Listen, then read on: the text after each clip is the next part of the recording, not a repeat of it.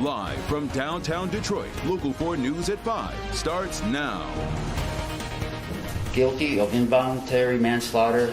The convictions that made national headlines, raising new questions tonight. Let's focus on what we can do to prevent this from happening again. The impact the James and Jennifer Crumbley verdicts could have on parenting moving forward as the Oxford community gets a new measure of justice.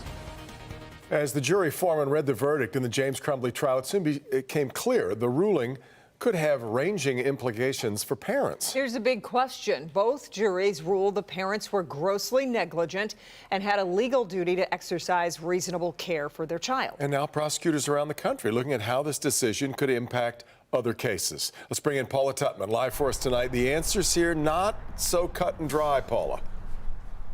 Yeah, not so much, because there's a lot of misinformation and disinformation. I was standing right here at this exact spot the day of that shooting. It was freezing.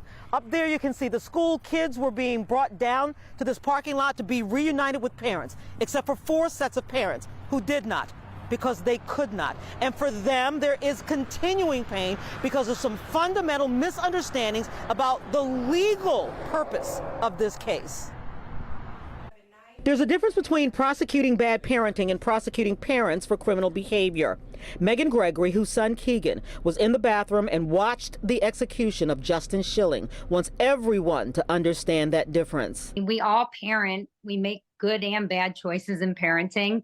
This is gross negligence. Lillian Diallo is a defense attorney, vice president of the Wayne County Defense Bar, and president of the private practice firm Legal Warriors. People want to conflate, oh, now it's a moratorium on parenting. No, you have always had to be responsible as parents. While you could argue that James and Jennifer Crumbley were bad parents or inadequate parents in any way, it is not against the law to be a bad parent. But what the Oakland County prosecutors successfully proved was it is against the law to, 1, provide unfettered access of a gun to a 15-year-old, 2, not lock or secure that gun. This is not a Second Amendment issue. This is a responsibility issue. And 3, when presented with disturbing violent drawings by that 15-year-old, neglect to warn school officials by giving them the full picture that Ethan Crumbley had access to a gun, which would have likely informed changes in how everyone reacted to the facts in front of them during that school meeting. And that's the crux of the case. Failure to perform a legal duty that you had. The legal duty is to protect other children and your child from harming themselves or other people. Involuntary manslaughter involves the accidental killing of a person due to a negligent or reckless act. What Ethan committed was murder. It was by design and it was deliberate. What James and Jennifer Crumbley were found guilty of was contributing to that crime by the things they did or didn't do to secure that gun or heed warning signs from their son and or warn others. Because these actions were so particular and so egregious, and there were so many signs leading up to this. And the precedent the case sets is that it draws a map for other prosecutors, but in very specific ways. Gross negligence is a theory under the law that you just ignored or chose to ignore every sign, every bell, every whistle. So this is not, I don't think, an indictment on parenting and how we parent. It's an indictment on irresponsibility. Yeah, and it's that irresponsibility that you can bet prosecutors from around the country and legal scholars alike are looking at every single angle. And while they are looking at those kinds of aspects, let's remember these families, because this is not over for them yet. This will never be over for them. Coming up at 6, talk to one of those family members who lets us know how her son is doing. He is forever changed. Guys? Paula, Karen McDonald made that point last night. There's no victory lap here because there's no bringing these kids back. Absolutely. And what they're going through to survive this, you can call them survivors, but there's still surviving to be done. And yeah. It is heartbreaking. Sure is. Sorry, Paula.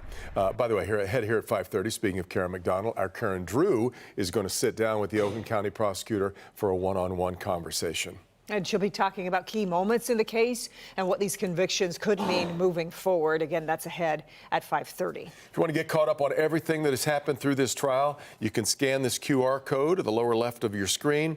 That'll take you to our special section on the Crumbly trial. You can also find a link to it right now on the homepage at clickondetroit.com. M59 is reopened after part of it was closed this morning due to a pedestrian being killed in a hit and run. Eastbound M59 was closed at Crooks Road and Rochester Hills. According to police, the road was reopened earlier this afternoon. A 30-year-old woman from Florida was killed in a hit and run. It happened around 7:30 as she was running from a crime scene. A 42-year-old Macomb resident was driving the vehicle and did not stop. He later turned himself in to the Oakland County Sheriff's Office. Now a live look at pictures from Ann Arbor. We've got big news coming out of the University of Michigan as the basketball coach, Juwan Howard, has been told he will not be returning next season. The school made the announcement late this afternoon following a rough season. Really rough. Yeah. Bernie's here now. A lot of Michigan faithful wanted this to work out, right? Remember the Fab Five? Yeah, but recently I think there were just as many that didn't want it to work out because not much had happened over these 2 years. They did want him gone, and he is gone. Juwan Howard will not be back. The Michigan basketball program, not very good for the past 2 seasons, but Michigan made the announcement this afternoon. Howard gone after 5 years. We've got highlights of Howard, a member of the Fab Five, but Athletic Director Ward Manuel said in a statement that after a comprehensive review of the program, Juwan Howard would not return. Michigan was 8-24 this past season, 3-17 in the Big Ten. Howard did take Michigan to the NCAA's twice in his career. No word yet on who might replace him. Their season this year was the worst season in Michigan since 1960, their basketball season. So what happens? Do they put out a nationwide search, or is it somebody on the coaching staff that they would? That'll be your two choices. I'm not sure which way Ward Manuel wants to go, but it'll be one of those two ways. But they'll bring somebody in who's. I think the fact that the last 2 years showed very little, there wasn't very much in terms of big names and recruits coming in, that I kind of think the move had to be made. But still a really attractive job, right? Oh, yeah. Big-time conference, big-time school. Think of one thing. There are 2 revenue-producing programs. The biggest programs in Michigan will have 2 new leaders. Sharon Moore in football and now a new basketball coach. True enough, All right, more coming up from Bernie a little bit later on. Now to the weather. Beautiful Friday as we take a live look outside. Look at this postcard. Gorgeous. From our Windsor Sky Cam. We're hoping the sun's going to stick around through the weekend, so let's get over to Kim Adams for an update. Hi, Kim.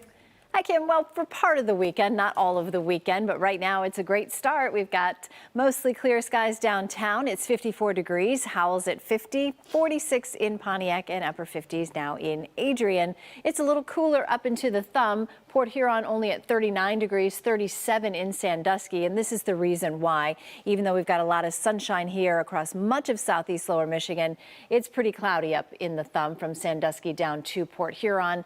Might get a little clearing here in the next several hours, but overall just a cloudy day in the thumb, but the rest of Metro Detroit enjoying sunshine until 7:37. Then tomorrow, well, we'll have some clouds, but also some sunshine as well as we get a little warmer than today, all the way into the upper 50s. But we do bring in a chance for an isolated shower late in the day tomorrow, and it looks like we could have a few flurries around for Sunday, as we'll have falling temps. By Monday, we're only in the upper 30s, and then we finally get back to normal. We'll talk about St. Patrick's Day as well as that cold weather that comes in early next week. Could bring some snow showers. We'll talk about that as well. All right, Kim.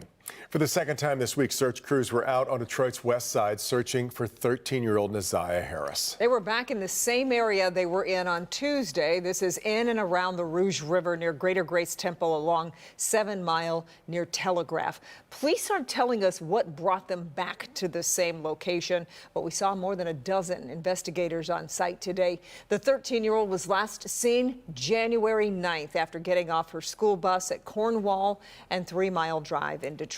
Initially, she was reported to the school as a runaway, but a month later, Detroit police took over this as a missing persons case. We've got a call into police asking for more information about this search from today, but have not yet heard back. No official statement thus far.